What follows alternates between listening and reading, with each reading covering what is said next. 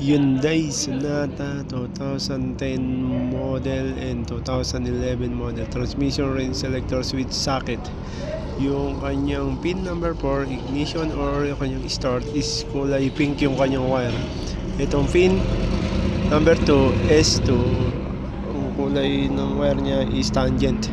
And then pin number 10 is S1, ang kulay ng wire niya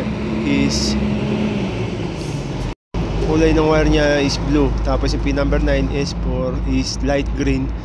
And then yung pin number 8 S3 is red color.